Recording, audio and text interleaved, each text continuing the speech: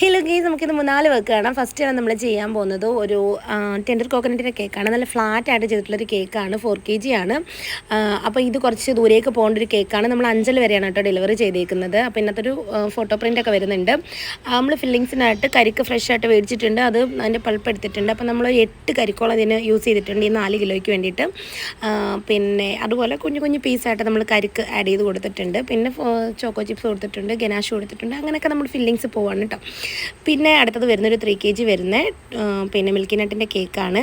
അപ്പോൾ നമ്മൾ കുഞ്ഞുനാളിലൊക്കെ ഉമ്മയുടെ വീട്ടിൽ പോകുമ്പോഴേ തൊട്ടടുത്തുള്ളൊരു നമ്മുടെ അയൽവാസികളുണ്ടായിരുന്നു കേട്ടോ. അവിടുത്തെ കൊച്ചാണ് കേട്ടോ നമുക്ക് ഈ ഓർഡർ തന്നിരിക്കുന്നത്. അപ്പോൾ ഇത്ര വർഷത്തിന് ശേഷം അന്നൊക്കെ കുഞ്ഞുനാളിൽ അവരുമായിട്ട് കളിച്ച് ചിരിച്ച് നടക്കുന്ന കാലത്ത് നമ്മൾ അറിഞ്ഞിട്ടുണ്ടോ വളർന്ന് വരുമ്പോൾ അവളുടെ കുഞ്ഞിന് ഞാൻ കേക്ക് ചെയ്യേണ്ടി വരുമെന്നൊക്കെ.